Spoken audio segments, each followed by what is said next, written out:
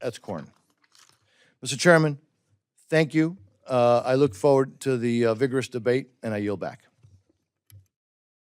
Thank the gentleman, and I would now like to recognize the ranking member of the subcommittee, Ms. Frankel, for remarks on the bill.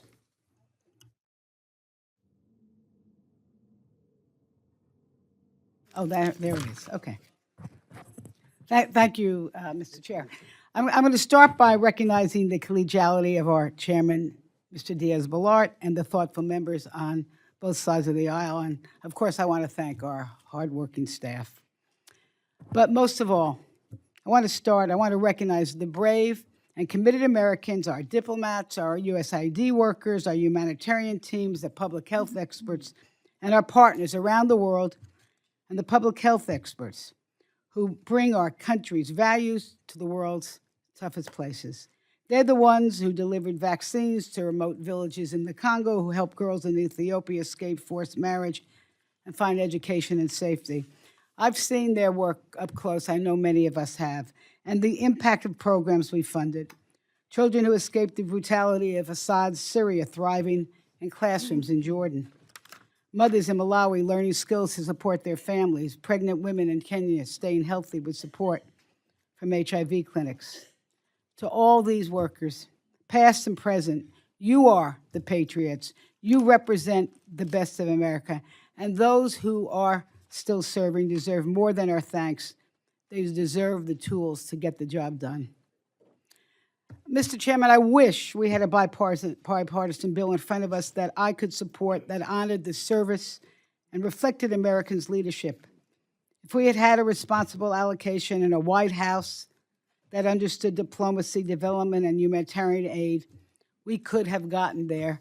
But instead, here we are questioning whether any of this really matters when the president just ignores the will of Congress and the laws we pass. So today I strongly oppose the FY 2026 Republican bill. It's not just a funding cut. It's a reckless blueprint for American retreat. Our president seems to think that relying on threats and bullying alone is smart strategy. But chaotic tariffs, cruel immigration crackdowns, and this tepid foreign aid plan before us today is not going to make us more safe, secure, or more prosperous. And attention, we are ceding the world to China. And let me make it clear, this bill does not lower costs for hardworking families and retirees on day one, as promised by the president. Instead, it puts hard-earned finances at risk by hurting global stability. And tax breaks for billionaires is not a trade-off for millions of starving children around the world. And let me just say that this bill does not make one bit of difference in making up the $4 trillion addition to our debt when the Republicans passed what they called their big bill, their big, beautiful bill. I call it the big, ugly bill. And this bill adds to a list of troubling actions by the administration. Here's what's happened leading up. Foreign aid has been held up legally, then justified by an inane clawback known as a rescission. USAID, an agency backed by Congress that fights poverty and prevents conflict, gutted. Over 10,000 development and humanitarian professionals dismissed by Elon Musk. 5,000 life-saving programs abruptly terminated. 1,300 State Department staff laid off. Offices shuttered. Decades of progress wiped out. And how disgusting. The richest man in the world was allowed to pull the plug on programs that save the world's poorest children. The infrastructure and staffing are no longer present to carry out the few programs that remain. And let me say this again with emphasis. The infrastructure and staffing are no longer present to carry out the few programs that remain. And while the world faces crisis after crisis, wars and armed conflict, extreme weather, hunger and famine, disease and outbreaks, mass migration, rising authoritarian regimes, these aren't distant problems, they land right at our door. Fragile states collapse and migration surges. Trade stops and U.S. farmers and businesses lose buyers. climate disasters destroy crops and homes, broken health systems allow deadly viruses to spread. And when we step back, China and Russia step in, not to help, but to expand their grip. We're leaving behind a gap that they fill with money and weapons and propaganda, taking over the airwaves, reaching listeners who used to rely on Voice of America and our international broadcasting. They want to remake the world to fit their playbook. And meanwhile, sadly, our allies are also slashing foreign aid, pushed to spend more on weapons by Mr. Trump. As global needs explode, democracy's soft power is vanishing. And this bill fails to meet the moment. Here's what it really does. It cuts 22% from the international affairs budget. That's $13 billion. Diminishes funding for development and economic assistance. Kids kicked out of classrooms and cut off from clean water. Farmers losing seeds and tools to make a living. Violence prevention programs vanishing. Local nonprofits shut down. The bill slashes humanitarian aid by 42%. In Nigeria, malnourished infants are dying without food. In Miramar, hospitals are going dark. In Gambia, support for the survivors of female genital mutilation has ended as the country debates making it legal again. In Ukraine, wounded soldiers go without care. And in Ecuador, women entrepreneurs are losing lifelines and heading to our border. This is a blow to our credibility, our moral standing, and our global influence.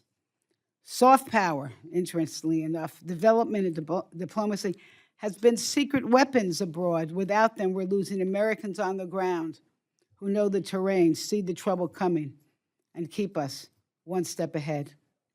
And as always, here we go again. Republicans couldn't resist one more swipe at women, slashing family planning programs that save hundreds of thousands of lives each year and prevent millions of unplanned pregnancies. Reinstating the global gag rule, which blocks funding to foreign groups that even talk about abortion. You can't even say the word abortion. Not do abortion. Say the word abortion. You lose your funding. Gutting the UNFPA, which provides basic reproductive and maternal care in over 150 countries. And while this bill guts humanitarian programs and walks away from the world's most vulnerable, the administration is also on the road to destroying one of the smartest, most effective U.S. foreign policies, the Women, Peace, and Security Agenda. It's not some fringe idea. It's law, signed by guess who? Donald Trump. It passed with strong bipartisan support. Here's why. Women experience conflict differently than men, often bearing the brunt of sexual violence, displacement, and the burden of caring for families amid chaos.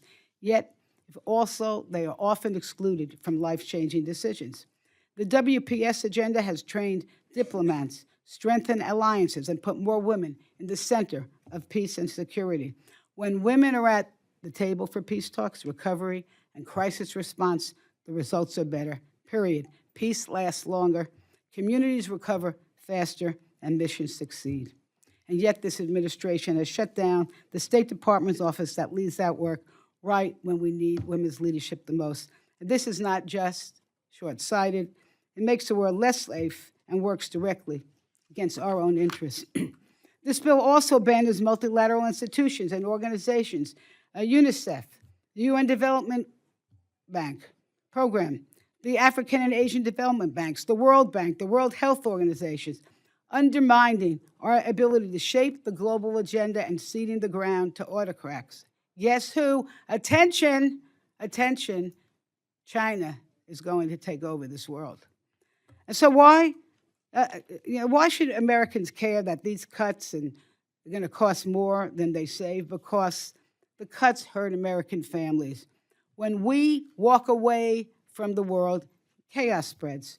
Troops are put in harm's way. Our adversaries gain ground, and we pay the price in dollars and in lives. And look, I say this not just as a lawmaker, but as a mother. My son served in the Marines. He was sent to 2 wars, Iraq and Afghanistan. I know what it means when diplomacy fails. The cost is not hypothetical. It hits our soldiers and the family the hardest. And let me remind you, the international budget was already less than 1% of our federal funding, but it delivered huge returns, markets for American goods, stability abroad, protection from pandemics, fewer troops sent into harm's way. Last week, we passed an $832 billion defense bill. That's hard power. But even our top generals warn without soft power alongside, that number will only keep rising. So, Mr. Chair, this bill's a lost opportunity. It's a failure to lead. It hurts American families because when health systems collapse, people get sick. When trade stalls, jobs vanish. When diplomacy fails, our loved ones go to war. So let me close with this. Democrats are not giving up.